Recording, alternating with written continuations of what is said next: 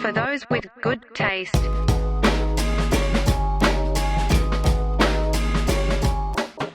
Welcome back, Tasties and Taste Tests, to another episode of FDWGT Weekly. Okay. I'm Lenny. He's Dante. And make sure before we start this podcast, if you could do us one small favor.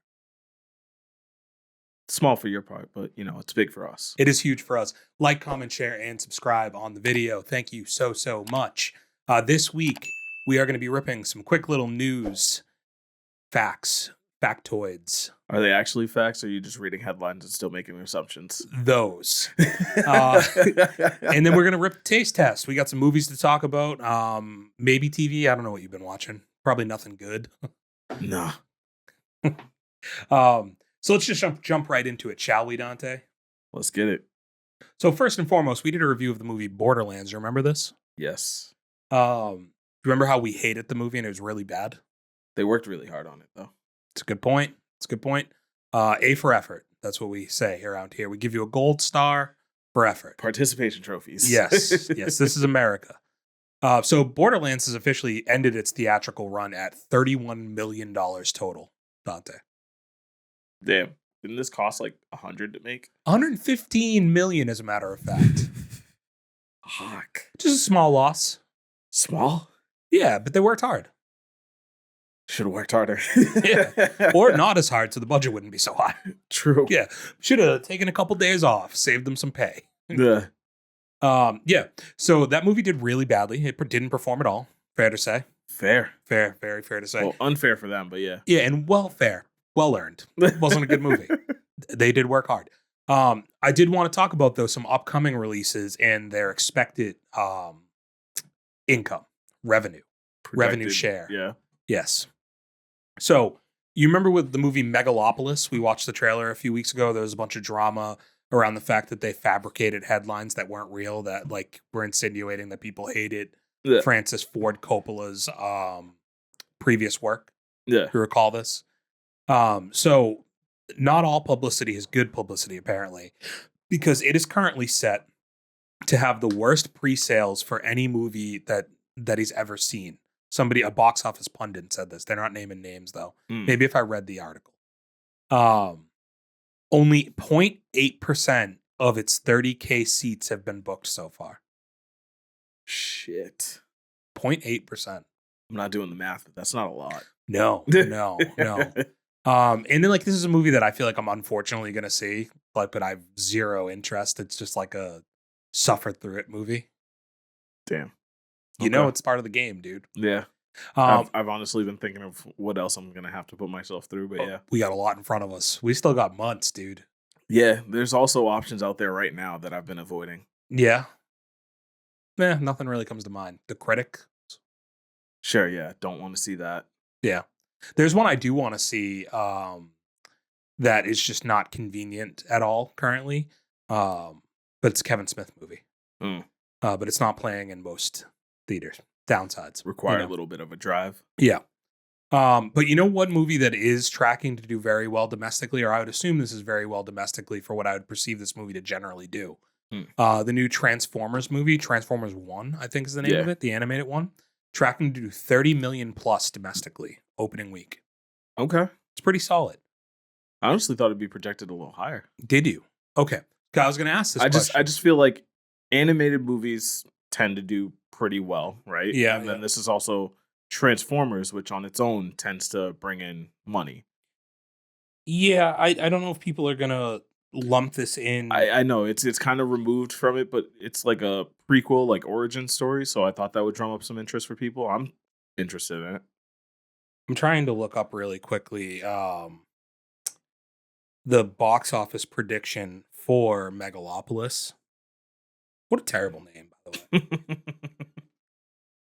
Doesn't tell me at all what it's about. I mean, the trailer's tough, but I didn't know. So Adam Driver and Aubrey Plaza, I knew were in this. I didn't know that Shia LaBeouf is in this movie. Yeah. Piques my interest. I'm a LaBeouf guy. LaBeouf, yeah. Yeah. Isn't it LaBeouf? I think it's either or. I think people's names aren't really open to whatever pronunciation you want, but sure. I feel like they are. Megalopolis is predicted or expected to make between $4 and $8 million opening week. Ugh. Now, let me ask you, do you think that Megalopolis exceeds, call it $6 million, or do you think it falls short of that? I think it's falling short. I mean, dude, like you have 30K seats, and would you say they sold 0.8%? So that's like less than 300. Yeah. Like that doesn't sound like anything that's going to be successful to me. What, like, but so you read the cast that's in this movie, and then you have a guy like Francis Ford Coppola, who, again, I don't care for the movies he's made that much, but like they're all pretty big, right? Okay. What is the thing that is causing this movie to lack any type of success? Like I get, it's just weird. Like, you would know more than I would on the promotion standpoint, but like, I mean, there's not a promotion behind it because I haven't really seen much. I've seen trailers here or there, but at the same time, like I don't know if like trailers. I don't know that I think that trailers significantly impact the success of a movie one way or another. Okay. I suppose in a way it's that like the only legitimate like box office draw that I'm aware of with Adam Driver is Star Wars, which isn't him drawing the box office. It's the title. And then like Aubrey Plaza is a good actress, but she's more of like a character actress. She's more of like your supporting role. I don't see her as like a leading lady, and I don't see her as somebody who's people are going out to the theaters to see, Yeah. So it makes me question a little bit like the thought process there, aside from just casting people you want to cast in the movie. But I guess that like they're not drawing interest, right? Like, and I do think we're in a bit of a time now where specific genres draw and then specific actors draw. But it's not necessarily just having like a concept or a great director tied to something, unless you're like Nolan or Cameron or Spielberg, I suppose. Yeah. So I guess flip side is, and you've kind of already answered this, so you're anticipating that Transformers exceeds 30 million. I'm not an expert, but I think that would be fair to assume. There's nothing else kids related that's coming out right now, right? I don't think. Because that's an October release, right? Yeah. Yeah. Or late September. I think they're starting to do like early screenings September 30th or something. 28th maybe.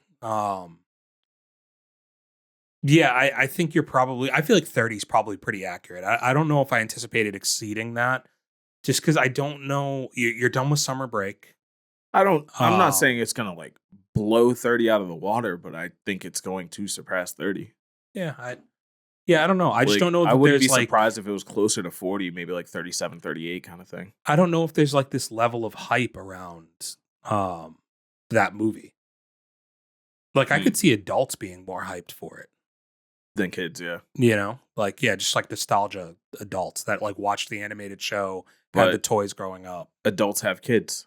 Yeah, no, you're right. So, yeah, I just think just on the adults that are hyped for it, if they bring their kids, that's a twofer right there. I guess I just don't think that this is going to be that animated movie that like exceeds like significant. Like, there's been some that recently have done. Like, I don't think it's going to be like your Inside Out or Super Mario or any of those, but like that like significantly outperform what they're expecting to make. But yeah, I'll be interested to see. I'm actually more interested to see what happens with Megalopolis. I feel like it's way more newsworthy when a movie just completely tanks as opposed to the movies that like exceed expectations. Yeah. I wonder if they start putting out more articles about it tanking, is that going to make people want to go see it? Like hate watch it almost? I think actually like the Rotten Tomatoes score, how much is it? Like, it's not bad enough, IMDb doesn't have it really bad either, like 6.5. Yeah, I think it's 54% on Rotten Tomatoes. So like it's just is there an audience score yet? I mean, I'm on like an article, so I don't know. The problem with that is, right, like for movies to gain that type of notoriety, they have to be like atrociously bad. And I think that like getting a 50 is so mediocre, like literally mediocre. It's very mid. That like it won't pique any interest. Like it's not good enough that people are going to see it from word of mouth, but it's not bad enough that people are going to go see it to laugh at it. So I think that that's where it ends up potentially doing sub 6 million. But to do sub 6 million is like an insult to you making the movie. It's actually down from 54. Now it's at 51. Yeah. So It's getting even more mid by the second. yeah, Um, it might be sub mid pretty soon. but you know what I mean? Like that's like the most insulting shit ever. Like to be like that level of movie maker, to have that level of cast in your movie. Because I named 3 names. Like there's more people in this than just that. You also had John Voight, Jason Schwartzman, who I just saw that the Temple movie with him. Giancarlo Esposito. He's in it too. Yeah, he is. Yeah, you're right. So like there's just a very solid cast throughout this movie, and it's like they're all going to take part in this movie that's going to like wildly Lawrence Fishburne too. perform. Like, damn. Yeah. I think if I remember from the trailer too, because I think this might have been before one of the movies we watched this week for trailers, that like he just plays his character from the Matrix and everything. Yeah. Like Lawrence Fishburne has one speed.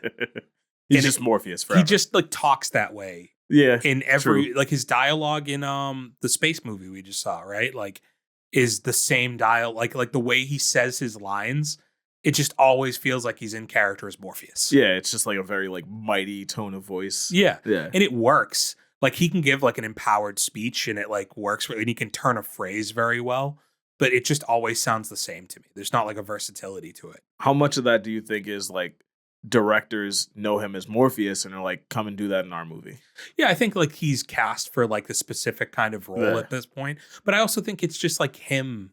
And I'm not going to pretend like there's probably a bunch of Lawrence Fishburne movies that like we're just not aware of that he's fantastic in. But like his major releases just all feel kind of the same. So next up, we were just talking about Netflix before we started doing the pod, because we watched the Anna Kendrick trailer. So she's got her directorial debut. They didn't really show this in the trailer. So the trailer just shows her on a date with somebody.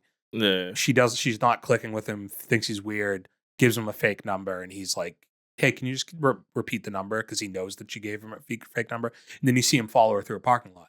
I was reading the synopsis for this movie. It's actually, she wins like a dating show and ends up on a date with a serial killer, is the premise for the movie. And it starts with saying it's based on a true story. That's fucking insane. That's crazy. That sounds like something you make up for a movie. Yeah. Yeah. Sometimes it just works out like that. Like shit just falls into your lap, I guess. And so I bring the trailer's great. Anna Kendrick's fantastic. Congrats to her for doing a directorial, like having her own directorial role. But I don't want to say Netflix is upping its content, because I think it's always kind of at the same level where like you just see like known actors attached to projects coming out on it consistently. But one other thing that they're doing right now is, you're familiar with the show Hot Ones, like the YouTube show? Yeah. They've signed It's not a YouTube show anymore, right? Well, so it still does. They still do YouTube releases, but they were on a late night show. Maybe they were on Fallon for a little bit, like doing like a segment on Fallon. He now has signed a deal with Netflix. Sean Evans, like in the Hot Ones team, has signed a deal with Netflix, and they're going to be doing live Hot Ones on Netflix. Now, Netflix is really trying to boost up their live content, huh? I mean, you have Raw coming in 2025. Yeah. And we've talked about this on here, that like there's not much left to diversify what brings people to one streaming platform or another. Yeah. And live broadcast seems to be the thing that's pushing that. So sports is a big push, but then obviously stuff like this. And like, congrats to that guy, because he came up with an original idea. His interviews are phenomenal. Like he asks questions, like you can look up compilations of his interviews of the guests complimenting him on how good the questions are and how they're different than like the stuff they get from other places. I also think obviously like the idea of the show and breaking down like barriers because of the spiciness of the wings and like things like that really works in its favor. But I'm excited to see something like that come to Netflix. And like, you know, we give Netflix a lot of guff for its pricing, and I still think it's atrocious, but I do appreciate to a level that they are trying to make it worth it. Yeah. Still trying to bring in more stuff. Subjective. Yeah. Like, well, it's of course subjective because it's content and it's got to be like what interests you or doesn't interest you. But as a person who has consistently paid for it now for the better part of like 12, 13 years, I can at least say that like they're trying, you know, and like there's still content that comes out on there on a monthly basis where it could be just a stupid movie that like somebody did that comes out on it that, you know, piques my interest. I end up watching it, but I still find something to watch on there. And it's somewhat inconsistent. And that's where maybe the $22 is tough that you pay a month. Maybe it's more now. That's where it's tough is that like if you have a month where you didn't watch Netflix, you've literally just thrown away $20. But like, I think throughout the year, I think they give you enough stuff to justify it still. And I've been hard on Netflix a lot of times, but I think they've improved in the past like year and a half or 2 years even. And maybe that's just because I like Outer Banks. I don't know. I was gonna say, I mean, I gotta get back on there to watch Outer Banks, and you know, maybe you make a believer out of me. We'll see what's changed. Well, I think the good thing is you take so long away that you're gonna have it for a month, and like there's gonna be so much I haven't seen. Watch a ton of shit on there for the month that it's on there, right? Like, Yeah. and then like if you want to keep it like I guess like I watched that 90s show, right? Like there's been stuff. I kind of want to rewatch The Ranch. I don't know if you ever watched it. Never even heard of it. Ashton Kutcher, Alicia Cuthbert, the dude who played not Kelso, the dude that's Ashton Kutcher, Hyde. Oh, okay, yeah. You know, he ends up leaving the show because he gets into all that legal trouble, but he's in it for the first like 4 seasons. It's a lot of the people from that 70s show are on that show with him. What is the show? Is it a comedy? Yeah, it's a comedy. It's Okay. like a 30-minute sitcom of like this dude who is like it's a small like farming town, and he moves back to his dad's house on a ranch, and his dad's Sam Rockwell. Not Sam Rockwell, Sam. Can you get me a name, please? Sam Rockwell guy. I love the guy though. But yeah, he's the star football player who didn't make it big, moves back to his hometown, is left as like Sam Elliott, who's hilarious. Like he's a dickhead and he's hilarious. He's like perfect for the straight man to like the 2 brothers who are kind of goofy. He's basically the Red Foreman of this. Yeah, and Red Foreman's in this. Oh, really? Yeah. Okay. I think Kitty's in it too, but yeah, Red is in it. Huh. Really good show though. I don't know how many people actually watched it. I enjoyed it quite a bit. Yeah, I'm back on Netflix. All right. A piece of news that we didn't talk about last week that some more stuff has come out from it, so I figure it's still good to use. So you watched Alien Romulus. Let's say first dip into your toe into the alien content world, right? Yeah. There's going to be a TV show coming for Alien called Alien Earth. It's going to follow a group who makes a fateful discovery when exploring a crashed space vessel set 30 years before the first Alien film. It's going to star Sidney Chandler, who I'm not aware of, but it has Timothy Oliphant in it, who is very good. Yeah. And then I also don't know Alex Lothar, but he's going to be in it. It's coming out on Hulu in 2025. And then what came out today was I believe this is the director speaking, Noah Hawley. And he explains why he's bringing the xenomorph to Earth. He said, there's something about seeing a xenomorph in the wild of Earth with your own eyes that is truly chilling to think of it moving out there among us. You'll see it and you're going to lock your doors at night, which is like an oversell, like because it's not real, obviously. Yeah. But, you know, there's been attempts to bring the xenomorph to Earth that haven't worked in the past. Alien first Predator Requiem, I believe, would be the one that comes to mind for me. You also had just AVP, the first one. But they generally have not worked. They've kind of missed the boat. So it'll be interesting to see. And then like on top of that, bringing it in more of a TV show format as opposed to a movie format. I wonder how that's going to play out. I imagine in a TV show it would be more focused around the human cast than the aliens. Yeah, I have to think that. I think that you'll get the xenomorph kind of moving around in the background a lot of stuff and like maybe killing people like throughout the movie, but obviously like the main characters and stuff don't know what it's doing it. Like they're investigating the spacecraft, don't know what came off of it kind of deal. But I think the pacing is going to be interesting because there's certainly a way to do it that can be very good, but there's also a way that you do it that is slow and maybe doesn't translate. Also, you know, we've learned from Ted that doing heavy CGI and stuff like that can be expensive. So how do they film this in a way that keeps it intense, keeps it scary, but keeps it interesting and looks clean? That's not just camera trickery with like fast cuts and things like that. Cause I don't really want to see that. Right. Yeah, I don't want to have the budget be the reason why they don't maximize this. Because I think with the proper budget, this can be done very effectively. I think if they do it in like a 10 episode run, then I think they can safely justify the budget and still give you a good enough amount of like the xenomorphs and stuff. Yeah, and I think Hulu at this point has been pretty solid.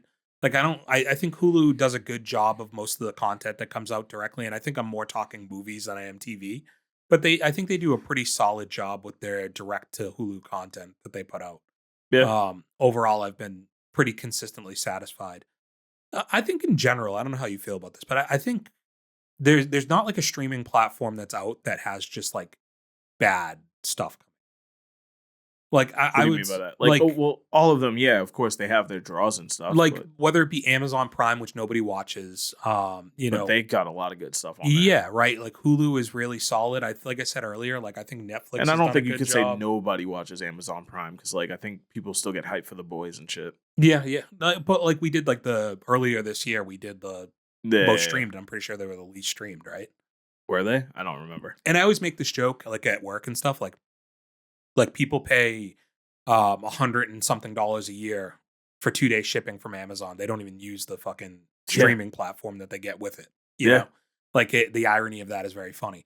I think like Peacock and HBO Max or just Max do a good job of just having like the biggest movies come out on their Another platform. funny thing on like the whole Prime argument is like it's also not just the streaming platform, right? How many of us pay for Spotify and they have Amazon Music? Yeah. Like I've never even touched the app. I don't even know what it looks like. I imagine I'm losing something. That's just like my thing. It's like I just imagine. You know what I need to check is that like because I've talked about this, like I'm doing audiobooks. I'm in and out on them. I haven't really listened as much recently, but I go through spurts with it, right? I think you earn credits through Kindle, don't you, with Prime? Well, so this is what I was going to say is like with Spotify, you get 10 hours of listening time for audiobooks included every month. It resets monthly. I wonder if I did Amazon that I would just get audiobooks and not have a cap on what I. Because do they own Audible? They do, but then it would make me feel like they want me to have an Audible subscription. I wonder if there's something that links with your Prime subscription, though. Yeah. I feel like I would have known that, though, from when I did subscribe to Audible. Huh. I'll have to look into it. It's a good point. But yeah, I just wonder if I'd get like a better, I'd be able to find more audiobooks going through that. They might toss you freebies. Like, you know how with like Twitch, you get like the free Prime sub? Like, you might get like a free book a month with Audible or something like that. Yeah, and that would be cool. Like, I'd be into that. And if they aren't doing that, Amazon, pay me the bag. I gave y'all a great idea. Well, you're just losing them money by giving it away. No, So I'm helping them promote their product. But people, like, this is kind of it goes back to my initial point. People would just have an Amazon subscription anyways. Like, they don't even get like discounts from it. They just get 2-day but the whole shipping. point is now you dip your toe in the water in Audible and you'd be like, oh, damn, I like this. I want another book. And you pay. Maybe. Take works. the idea, I guess. Go for it. Yeah, Peacock and Max, I think, do a good job of having like the biggest movies coming out on their platforms. Like the newest, like exclusive movies kind of come out to them first. And I would say the only one that kind of lacks at all maybe is Paramount Plus. I'm surprised you say that because don't they have all the wrestling shit? No. Oh, that's Peacock? That's Peacock. Okay. Paramount has like The Challenge, which I enjoy greatly, but I'm kind of bummed out with that because season 40 is happening right now, and I assumed that they were putting the episodes out weekly. They're not. Like, I have to wait for the season to end, so that's fucking annoying. But they don't have a ton of like their TV shows don't interest me that much. They do have a decent amount of original TV shows that come out on there. They're just not for me personally that interesting. Sonic was cool, or like Tails or whatever it was. No, it was Knuckles. Yeah. Yeah, like that was cool. I know they have like the mayor of Kingstown or something like that is on there with Jeremy Renner that I think people really like. But they don't have a ton of like exclusive movies coming out on there. They have all the Mission Impossible movies they have consistently, so that's cool. But yeah, I think that they maybe are the one that have the least stuff drawing you to it. But at the same time, for me, like they have NFL football. Okay. So going back to the idea of having live TV, like they have anything that's supposed to be going to Channel 4 goes to them, you know? Okay. But yeah, I think Netflix is doing some cool stuff. And then the TV show, going back to it, like Alien, wait and see. I trust Timothy Olyphant. Like, I don't think he does much TV that's bad. So like, I think he's a pretty proven actor. And if he's involved in this, I'm definitely interested to see how it goes. Dante. Yes. Do you have it? Do you have it? I said, do you have it? I know I have it. I've got it in spades. I got it in clubs. I'm clear highs, full heart, and I can't lose because I have all of it. Taste. And if you have it at home, make sure to drop a like, comment, share, and subscribe on this video. Welcome to the Taste Test, ladies and gentlemen, where we will be talking the other couple movies we've seen. If you haven't checked it out yet, please check out our review of See No Evil. I was trying to remember them. That was Speak No Evil, See No Evil, Hear Speak No Evil. See No Evil's the Kane movie. My bad. We should. Can you look up? Is there a Hear No Evil movie? Let's find out. I'm on IMDb. Because I think we could do a marathon where we do like the See No Evil, Speak No Evil, Hear No Evil. Yeah. That'd be interesting. Have you ever seen See No Evil? No. There's two of them.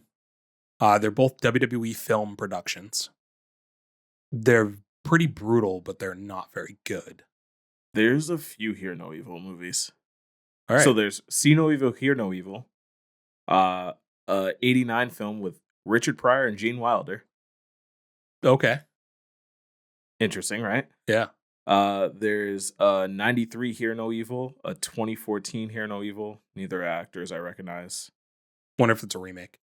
There's also an 18 Hear No Evil, and then apparently there was a TV series in 2017 Hear No Evil.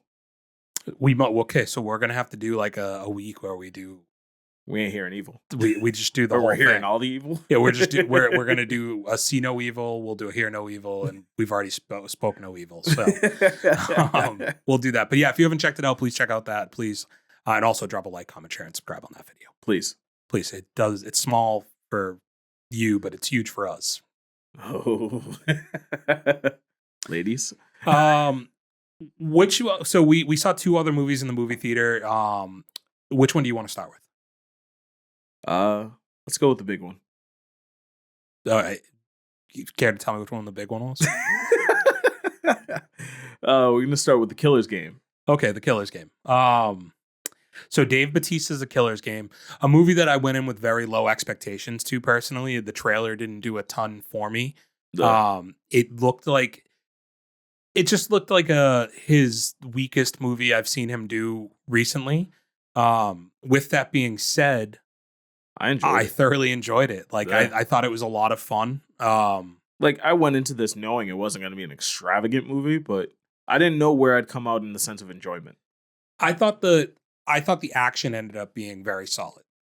I think that was one of the only notes I wrote was an okay enough plot to support the fun action. Yeah, it's not an offensive time. It's an hour and 40 minutes about what it should have been. He is a good lead actor through this. I think you add a Ben Kingsley in here, and you add and then you have a unique group of characters to boot. With all the different assassins that are coming after him. Yeah. And a lot of them were really fun. Well, yeah, exactly. I thought that it wasn't just paint by numbers assassins. They were all different. They all had their uniqueness to them. Yeah. So you had the five Asian. Guyan gang. Yeah, the Guyan gang, which was really fun. I thought the dancer, which was a good one. The strippers were another good one. And then obviously Terry Crews was fantastic. Yeah, and him with the brother or the cousin or whatever it was. I thought their chemistry was really good, and I thought he was a fun little supporting character. I thought everybody played their role really, really well in this, and then on top of that, I thought all the action was solid in the movie too. Yeah, to go with it, they had a lot of fun action sequences. Yeah, what it ended up reminding me of, and I wonder if you were in the same headspace on it, is Boy Kills World. In the sense of the way that the action played out, it almost felt like video gamey. Yeah, it was over the top violence with that blood splatter effect that Boy Kills World did a lot of. Especially that first fight with the Guyan gang, what was it? She had the two blades. Oh yeah. And that little sequence.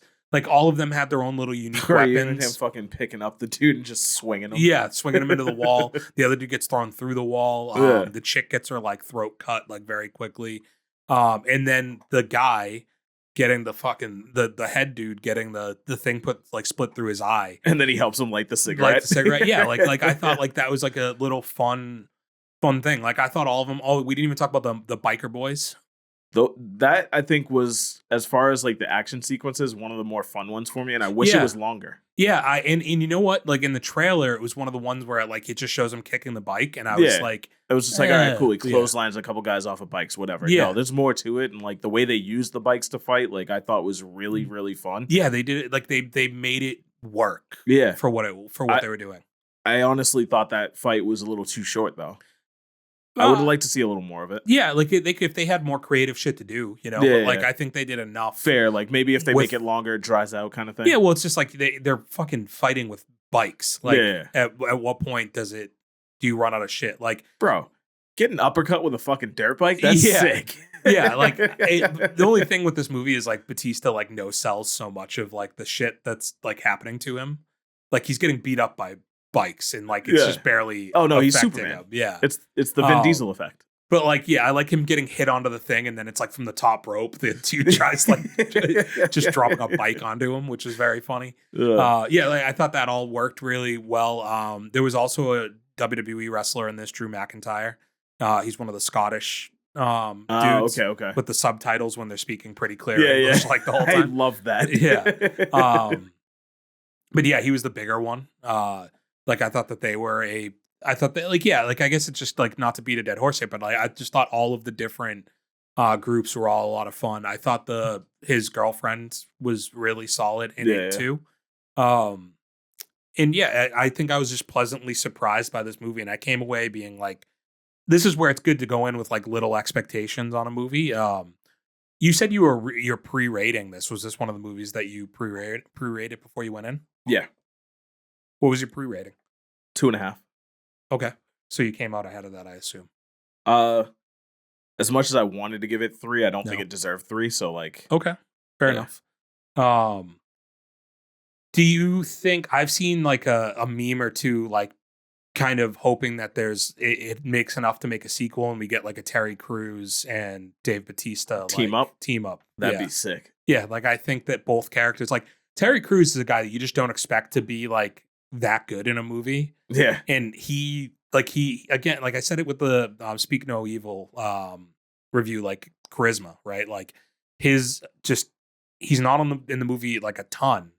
But the times he's on the screen, you're just like happy to have him there. Yeah. He's just quick, like very quick witted in it. Like, and like everything feels even the way he interacts with like the cousin and shit. Yeah. Like it all just feels very authentic, and like he does the role very, very, very well. So yeah, like they left the door open with the character. So I think it'd be cool if we got some type of a sequel to this.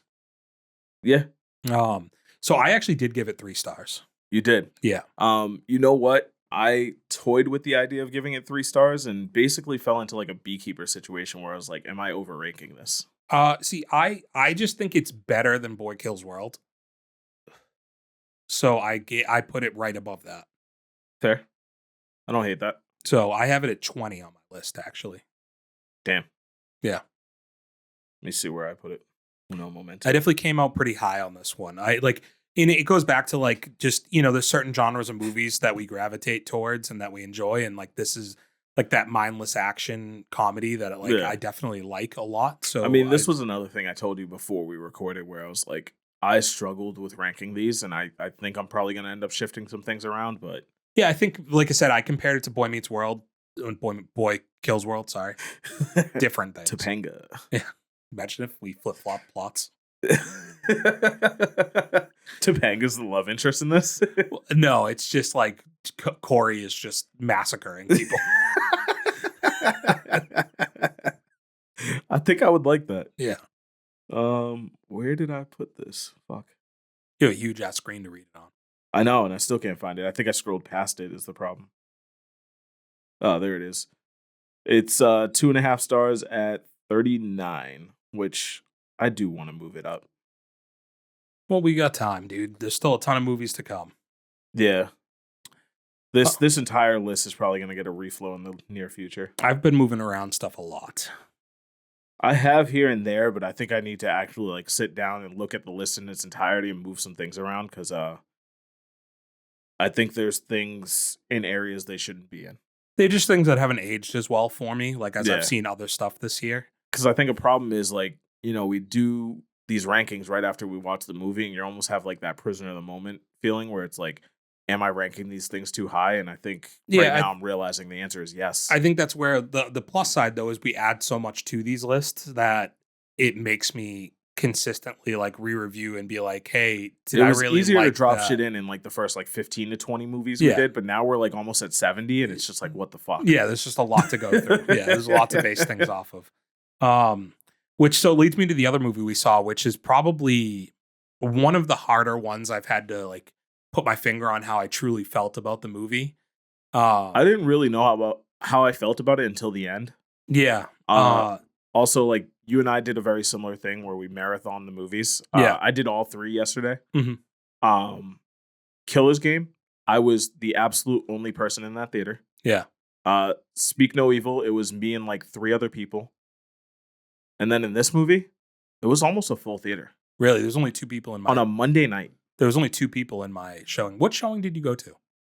It was 7:15 for that one. Okay, so you went to the one before mine. Because I saw the 9:30. Where'd you watch it? Braintree. You were afraid. Yeah. That's the difference. Yeah. Okay.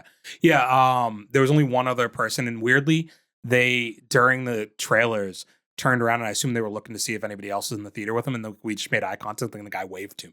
Oh, no. And I didn't know what this movie was about. Like, I never saw a trailer or anything. Me neither. All I saw was comedy, and I was like, cool, I'm in for that. Yeah. This wasn't what I expected at all. He gave me the nod, and in retrospect, I'm like, I don't know if I like that nod or not, because I don't know... I don't know if we're in the same realm on this one or not. Before the movie, though, I wanted to talk. Did you see the trailers before the movie? Do we even say what movie it is? I am racist.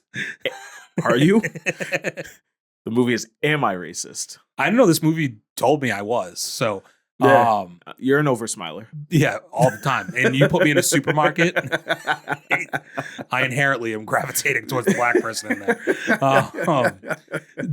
Did you see any of the trailers before the movie? No.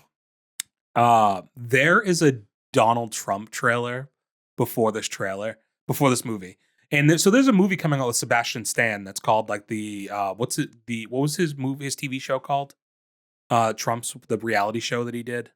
Sebastian Stan? Yeah, I don't even know who that is. It's Bucky from Captain America. Okay. Winter Soldier. Gotcha. It starts with an E. Is it The Entrepreneur? Like, I don't know. It's Entourage? No. I don't know. The Apprentice? The Apprentice. That's what it is. Yeah.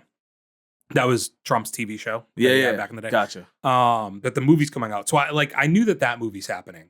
And so this trailer comes on for Trump, but it's all like real life footage, including like the assassination attempt. And it's like talking about like people stealing the assassination election attempt. That was like a month ago. I know. So I'm watching this, and this is my first hint to like what kind of movie I'm going to see, because like if this is playing before it, I was like, what have I gotten myself into there? Shit. And like this trailer is the most propaganda bullshit possible that like I don't really give a fuck either way. And I guess that's like going to proceed into this movie itself. That I don't really bother myself with the thought, like thinking about these things in real life.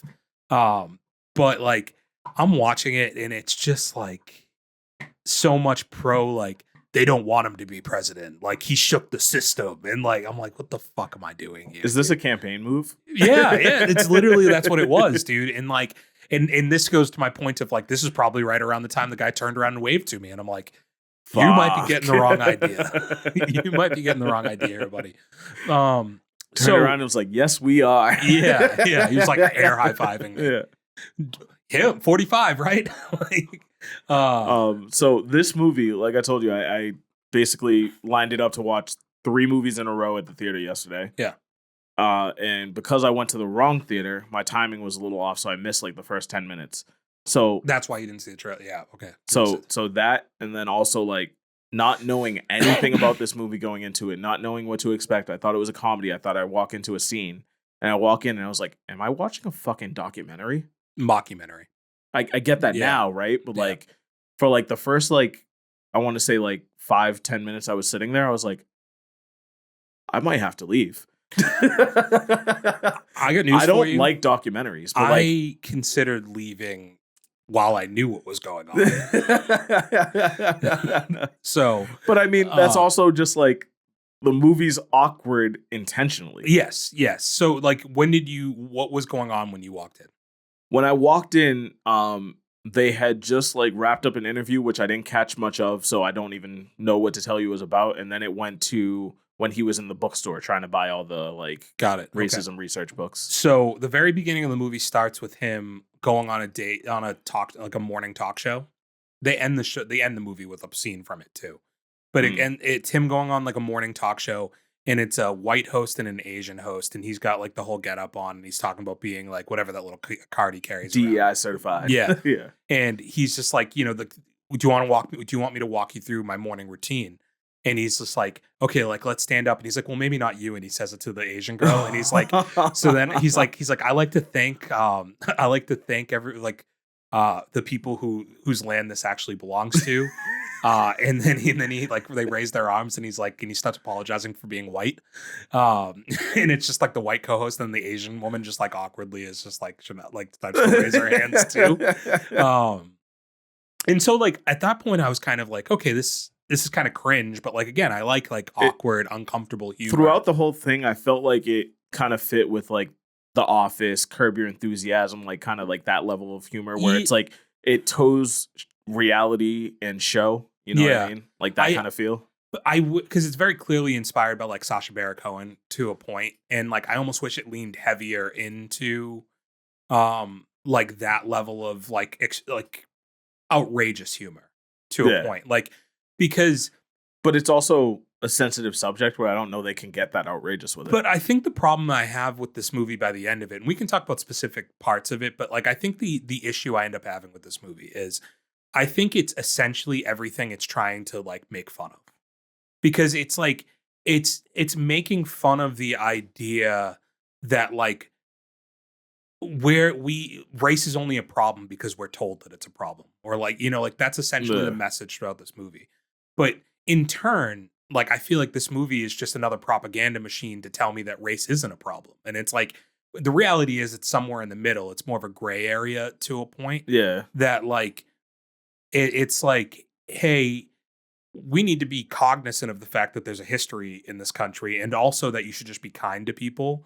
And like this like far like left idea that it's like everybody's a racist and like you should have to apologize for everything. And like there's some really funny aspects of it, but there's also like super convoluted aspects of it where I'm like, you're just being a dickhead to be a dickhead. I think the comedy of it allowed me to not read into it and take it that seriously. But it is supposed to be is I guess my thing. Yeah, and like that's where like I wanted to take it. It doesn't try. It's not funny enough. Not that it doesn't try, but it's not funny enough to be an outright comedy to me. If you asked the 715 crowd at Framingham yesterday if it was funny enough, they'd tell you it was the funniest thing they've ever seen. But this is the propaganda machine aspect of what I'm talking about, where like I just question what most of those people's backgrounds are. No, it was a very white theater. Yeah, like I just assume that there's a decent amount of like conservative backgrounds in a room like that, and like because if you read the Letterboxd reviews, that's what a lot of them are too. Is like my theater thought this was the funniest thing in the world. As I started realizing what the movie was, I started to look around and realize I was the only person of color in there. I had because it was the late show, the last showing. There was a person who had to take the trash out, and they went through my theater to look because the door to the outside was in the theater that I was in. Yeah, and he was a person of color, and I was very self-conscious. It was appropriate I was watching this movie because I was like very self-conscious to the idea that I was like, I'm watching this and I hope nothing awkward comes on the screen like while he's just like walking through here and he's like just judging us for watching this movie. Because it's like, I'm just here because I see everything, sir. No political affiliation with this one. Yeah. So I thought like some of the standout parts, I thought the part where he has the woman who wrote the book that's like pretty like white fragility or whatever. Yeah. Like I thought her interview was so uncomfortable, but also like the reparations part that was so fucking funny. Hilarious. It's so when they popped funny. up the budget and reduced the $30. Yeah. And like the fact that they just bully this woman, like it just like that's where it's like I'm with what the premise of this is like these people are so fucking stupid that like you got bullied into paying reparations like because you didn't want to look racist. Yeah, like that's crazy. Like that's where I'm like, but then like there's the guy who came from another country and like he's being interviewed or whatever, the guy in the garage, and he's being asked about like, do you think that racism is an issue? And he's like, no, like the guy in his dude, yeah, like that's the flip side to me where I'm like, yeah, like. And maybe that's one of the more impactful parts of this whole movie because it's like it's not funny. It's just like he's trying to be be like Matt Walsh is trying to be funny, but it's not like he's not being funny because the guy's not giving him that, you know? Yeah. Same thing with the biker in the bar that was like very clearly they went there trying to like, I thought that was going to be a train wreck too. Well, but again, I just wonder how much of that stuff is set up too, because like obviously he got the perfect guy to interview who he's like in this biker bar. He's wearing fucking biker colors. Yeah. Like, and he's like saying the exact thing that supports this guy's point to where like, he's like, people should just like each other and like racism and issue and stuff. And again, perfect answer, right? Like the guy had like this, it's the message that should be going to anybody. But then you get the guy outside who they didn't even show the whole interview. Who's like, yeah, my grandfather, my uncle, like they were all like KKK Klansmen, like members.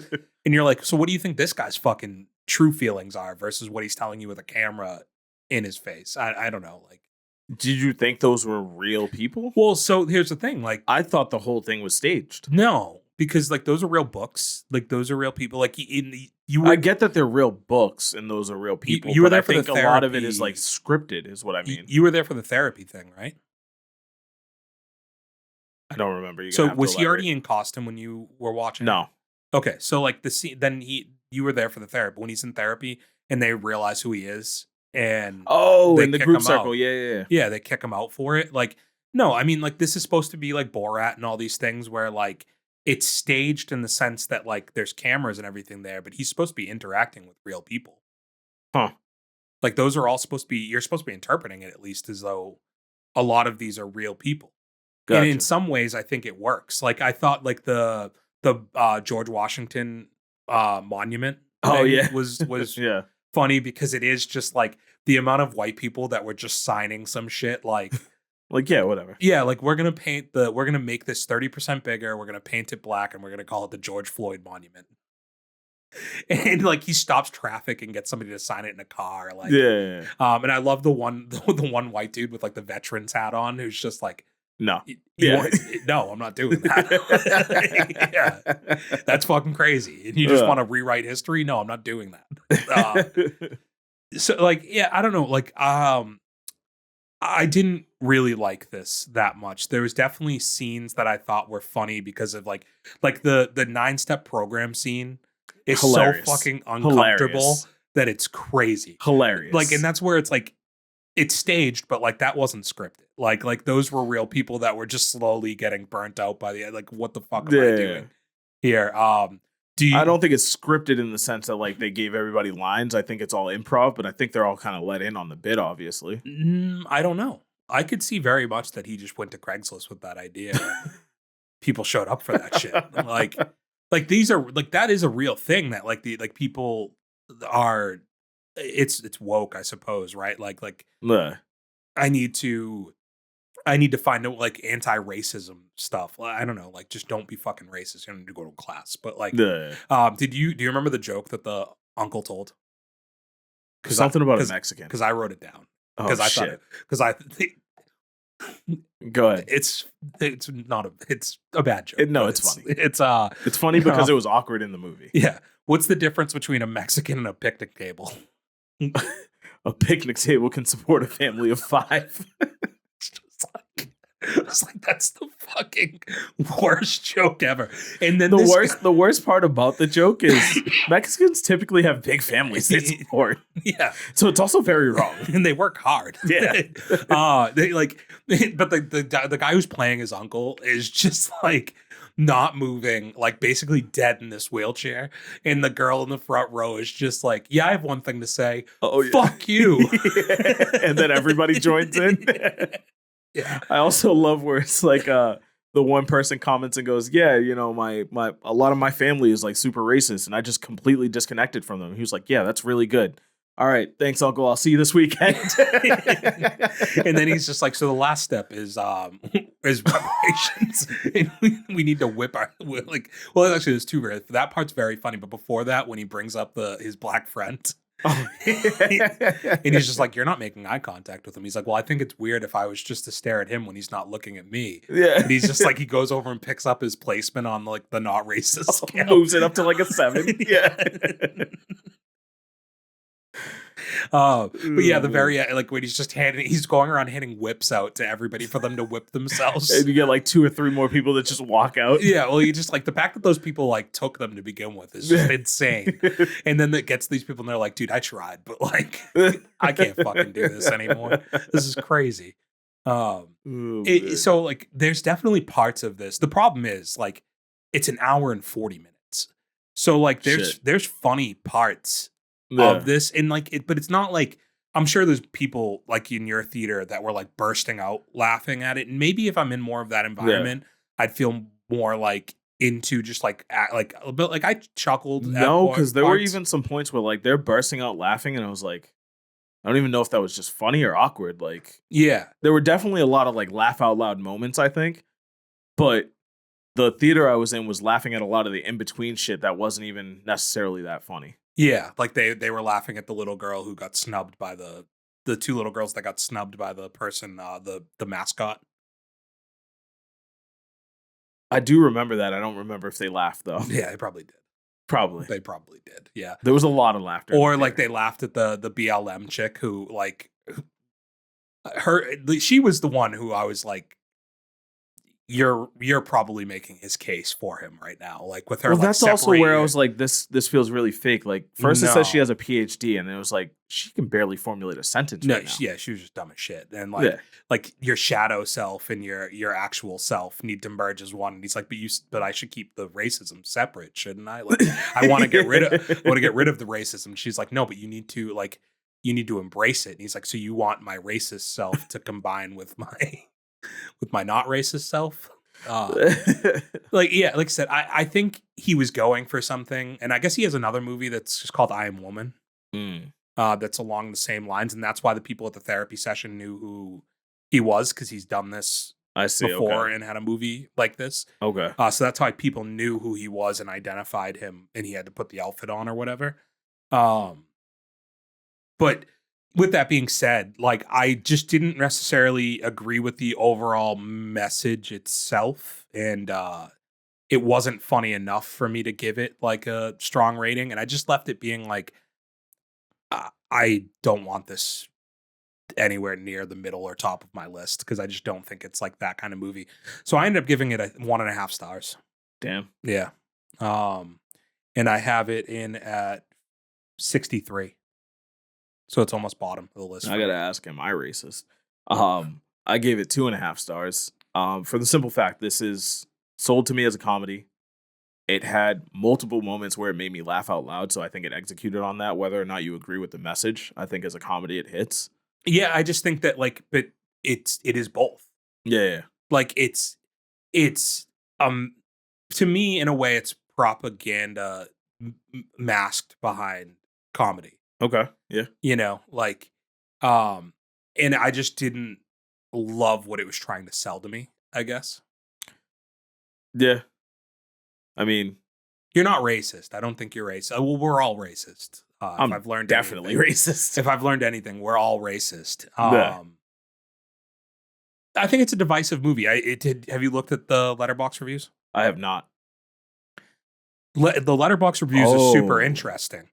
Because the first 4, they hated this. Well, so just look at you know how it gives you like the grid on the very first page before you look at the like reviews? Oh yeah, they're kind of like all over the place. So see how it's like huge pile of 1.5 star. So there's a ton of people that were at 1 and 1.5, like the majority, and then there's like nobody who is between. Nobody's moderate on this movie. No, you know, like it's like, and that's where I think it's just heavily steeped in like political agenda. And that's where I think seeing like the Trump thing before it and everything, even like I think the problem is people are watching this from different lenses. Either Well, you're super yeah, well- uncomfortable by the topic, so you don't like it. But that's the political like agenda of it, is that it is I think it's mostly created for you to be on one side or the other. It's either created for you to be a person who's heavy left or heavy right. And I think if you fall somewhere in the middle, like you just won't see this probably. Like I don't know. And I think I generally probably fall I'm neither. So I fall in the middle. To be fair, if we didn't do this podcast, I wouldn't have gone to see this. So, yeah. The the one other scene I wanted to talk about was the Jesse Smollett scene. The reenactment. Yes, like that's crazy. That was crazy. And that interview is nuts. Like the problem is, and like that was just like that came right after the guy who wrote the hate crime hoax book, right? Who I think I think that was probably the most, not enlightening, but like the best perspective the movie gave from like a factual standpoint of like, yeah, like there's 6,000 crimes a year, but there's this many actual crimes a year. And so many of these are blown out of proportion by the media to make them seem one way or another. And I just think the Jesse Smollett one is like the easiest one to pick at, to jump on. And it's like so absurd. Like the interview is absurd, to know retrospectively that it was all fully fabricated, and then to see him like try do that to reenact interview. it, And then to see the reenactment, the whole thing is just like so ridiculous. But yeah, I mostly people, if you read the comments, in like I would have to assume that if you're using Letterboxd, you're probably, I assume it's a lot of liberal people who are fucking using an app like Letterboxd, just truthfully. Does that make me liberal? What the fuck? No, I just like, but I just think that like, especially like to take the time to fucking write long reviews on Letterboxd, I don't know. Like they're not positive though. Although I'm trying to read this one positive one. Somebody gave it 4 stars. This movie was hilarious with the purpose of showing the hypocrisy of the DEI groups who care more about the profit than their actual cause. It creates more division. 1.5, or no, not even 1.5, half a star. Yeah. Matt Walsh levering his immense privilege as a wealthy white man to exploit people of color in an attempt to expose racism as a fallacy is the most backwards logic I've ever seen attempted on screen. Well, so this is like the hypocrisy part of it, right? Is like his message at the end was like, oh, I realize this is all for money. But it's like, yeah, but like you're literally just doing the opposite message for what? You know, like I that's where I think it is a little weird. But that's where I think a lot of people Bailey. I think that's what just a lot of people came away. Like it's like you either fucking hating it. Like this is a half star. Matt Walsh thought he was making Borat. Fuck Matt Walsh for making this filth, and fuck people who think that it's the funniest thing ever.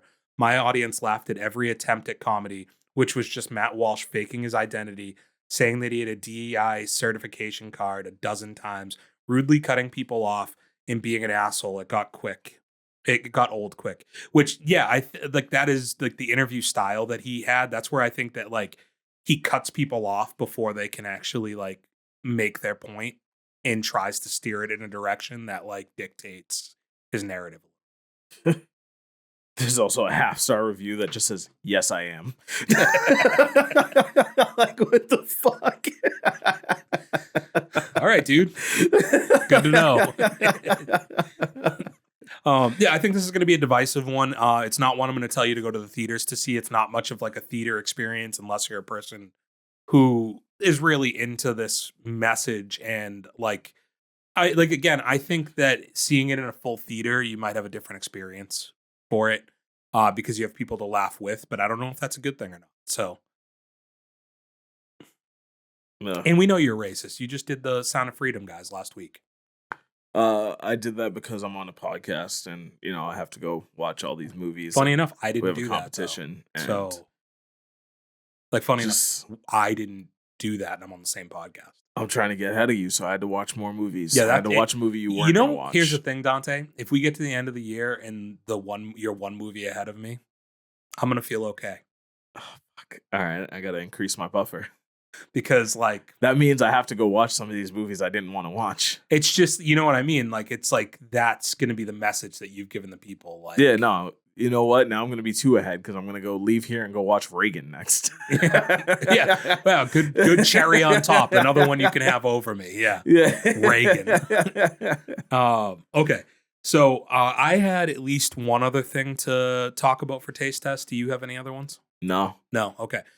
So there is another movie that came out on Netflix this week that I watched. It has Joey King in it, and it also has Chase Stokes, who Chase Stokes is John B.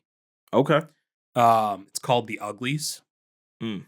And it's a movie about a dystopian future where people live in a society that, like, when they turn 18, the idea is that they get like this immense plastic surgery to make them pretty. So are they all ugly before they turn 18? Ugly is a spectrum, because that's the thing. Like, Chase Stokes, you can't tell me he's ugly. Like, and I think Joey King's attractive too. Like, but like they get to basically, it's like full customization. Like, they change their eye colors, they can adjust all their facial stuff that they want to. And essentially, What's a world without pretty privilege? Yeah, but they're trying to give it to everybody. But like there's this whole thing about there's like a community outside of this world that like the people rumor about and dream about going to, and like essentially you find out that's real and all this shit happens. It's weird premise. There's probably some like subtlety that I missed to this. It had the girl from Orange is the New Black, the one that does the hair, who cuts the hair. Do you know the one I'm talking about? Oh, the trans one, right? Yes. Yeah. She's like the leader of like the community for the pretty people. Okay. So the only thing I'll say on a negative, it's just the movie's a little presumptuous because it ends on like we're gonna have another movie. There's gonna be another one of this? Yeah. Well, like I don't know, like it has to be watched enough, but like it ends. Do you think it was good? Good enough? Yeah. I was. IMDb doesn't. I was bummed that it didn't end in finality. IMDb has it at 4.9. Oh yeah, I don't think critically this is not a good movie, but there's scales, right? Like this isn't a major release to a theater. This is, if it was to a theater, nobody would have seen it. It's a Netflix release, and I think it ended up being the most watched streaming movie this weekend. So it just matters how many eyes watch your movie. I mean, we're talking about critically, but even the regular people on Letterboxd have it at 1.6. People watched it. Don't know what to tell you. If it does, here's the thing: if it doesn't get a sequel, it's going to annoy me. Because now you don't know what happens. Yeah. I maybe it's based on a book. I might have to go read Spider-Verse all over again. Well, fuck that movie. Like Chase Stokes is like a relatively small part in this, but he was fine. He didn't have to do a ton of acting. Joey King, though, I like. She's been around for 15 years now. She was like when she was a little kid, she was an actress. So, she was young Talia al Ghul in Batman. Well, The Dark Knight Returns, or Dark Knight Rises. Sorry. So yeah, she's just been around forever. I do like her. She just recently did that Zac Efron movie that was also on Netflix with Nicole Kidman, which was good too. So there we go. Was there anything else that I watched?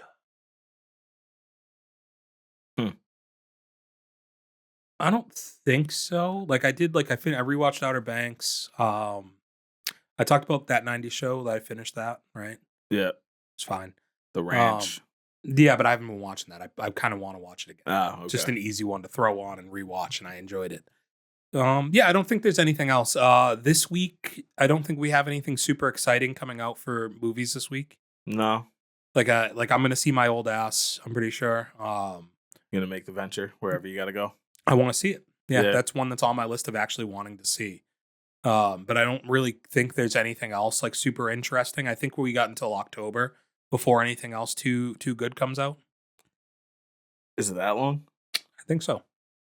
Huh. I haven't looked at the movie release list in a while.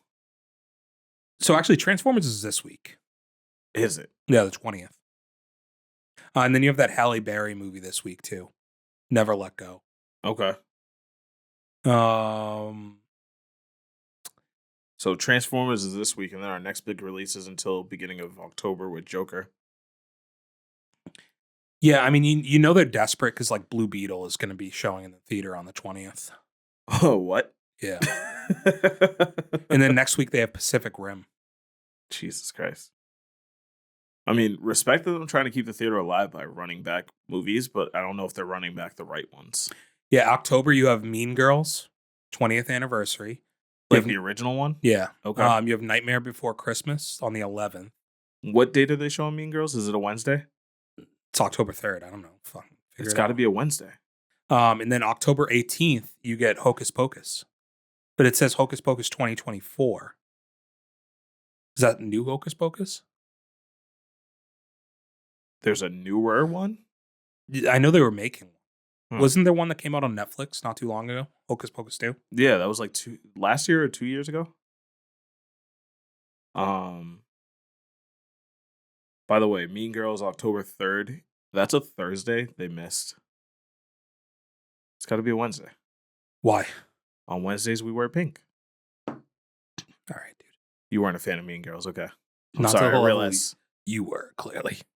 I think it's just Bro. the original Hocus Pocus. They're just calling it. Is it like a remaster or?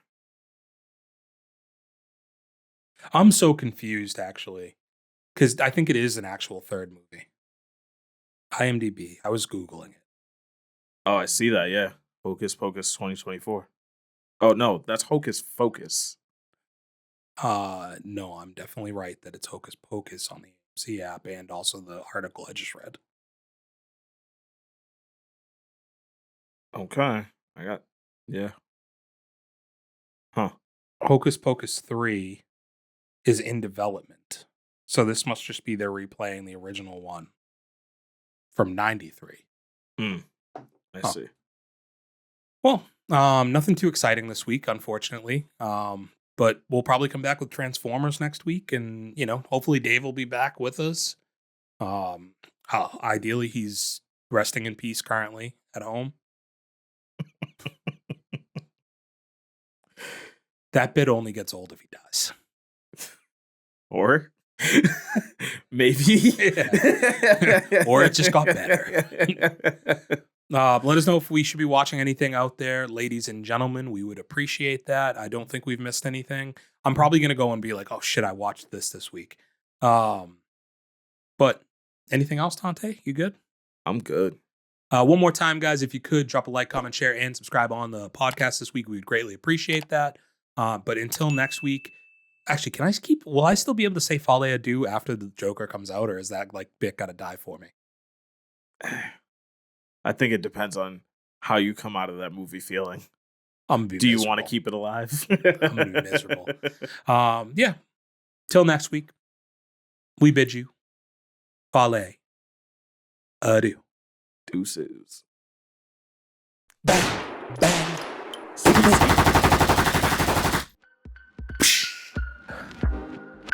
For those with good taste. Okay.